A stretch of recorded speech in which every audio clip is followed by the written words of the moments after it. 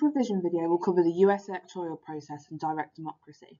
Within this revision video, we will look at the main characteristics of US elections and election campaigns, how candidates are selected and nominated, how the Electoral College works, what factors affect the outcome of US elections, how and why Americans vote the way that they do, the importance of campaign financing, how direct democracy works at state level, and finally a comparison with UK elections. These are the main elections that happen in the US that we will be studying throughout this module.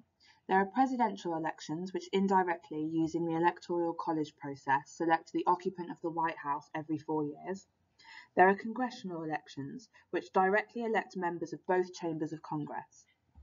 Then there are primaries and the ever-increasingly rare caucuses, which select candidates for each party, most importantly for the presidential election as well, but they are also used for congressional and state elections. Then there is direct democracy, and there are lots of different types of direct democracy, which can include ballot initiatives, referendums, and recall elections. The timings for major elections are set down clearly in the Constitution. Presidential elections take place every 4 years in November. If a president dies or resigns mid-term, as Nixon did in 1974, the vice president steps up and completes the rest of the term without another election. Congressional elections take place every 2 years when the whole of the House and a third of the Senate is up for election. Those taking place between presidential elections are known as midterms. The timings of all other elections, such as state, local, and primary elections, are decided by individual states and often occur once or twice a year. Let's start by breaking down the structure of the presidential election. Presidential elections occur every 4 years. This is laid down in Article 2 of the Constitution. The first presidential election was held in 1788. Since then, a presidential election has been held every 4 years. If a president dies in office, the vice president automatically becomes president. For example, there's Nixon, and then also when JFK was assassinated, Vice President Lyndon Johnson automatically became president and completed the remaining months of Kennedy's term. Federal law states that elections will be held on the Tuesday after the first Monday in November. Therefore, elections usually occur between the 2nd and 8th of November. Before we look at the process for a presidential election, let's quickly look at the requirements needed to be a presidential candidate. This is split up into 2 camps, constitutional requirements and extra-constitutional requirements.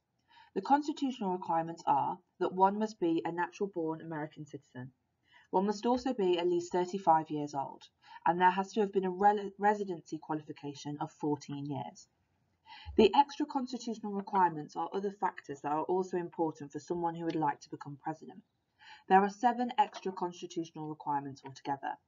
They are that they need to have political experience. However, in 2016, Trump became the first person to be elected president without any experience in either politics or the military. They also need to have major party endorsement. Third party or independent candidates do not make it to the White House. Personal characteristics are also important, as up until 2008, all presidential candidates for major parties had been white males. They need to have an ability to raise large sums of money. Campaigns are so expensive that very few candidates can afford to finance their own campaigns. Only billionaire candidates such as Ross Perot in 1992 and Steve Forbes in 1996 and 2000 have been able to finance campaigns from their own pockets. They also must have effective organisation. During the candidate selection process, the major parties cannot endorse specific candidates. Therefore, candidates cannot use the party's organisation structure, either nationally or within the state. Therefore, they must create their own organisation. This can be time-consuming, expensive, and demanding. They must have good speaking skills and be telegenic. In the media age, the ability to speak well and look good on television are crucial. They must also have sound and relevant policies. A candidate must have policies that are practical and relevant, as voters will soon detect a candidate whose campaign turns out to be a policy-free zone. However, Trump appears to have been an exception. He was clearly thin on policy and reverted consistently back to the slogan, "Make America Great Again." I'm now going to go through in detail the 7-stage process of presidential elections. The first 4 stages are concerned with choosing a candidate, and the last 3 are concerned with electing the president. Each stage will be explored in more detail later on in other videos. The first stage is an invisible primary. Its functions are to announce the candidates and increase name recognition. At this stage, fundraising and intra-party TV debates also happen. The invisible primary happens on a full calendar year before the election. The second stage is primaries and caucuses.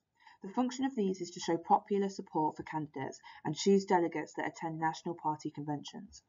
Primaries and caucuses occur between January and February up until early June. The third stage is choosing vice presidential candidates. This is where presidential candidates will announce their choice of a running mate. This occurs some days or weeks before the national convention. The national convention is the fourth stage in the presidential election. Here, the presidential and vice presidential candidates for each party is confirmed, and an acceptance speech is delivered. The national convention occurs in July and August, and each lasts 4 days. The fifth stage is the general election campaign itself. Here, candidates run campaigns against each other across the whole of the US. The general election campaign starts in September and goes through to October up until the first week of November. Stage 6 is election day. This is where registered voters go to the polls. However, many voters will have participated in voting earlier on than this. The most important part about the election day, besides the votes that are counted, is that this day has to occur on the Tuesday after the first Monday in November. The seventh and final stage of the US presidential election is the Electoral College voting. This is where electors vote in their state capitals to choose president and vice president. This Electoral College voting takes place on the Monday after the second Wednesday in December.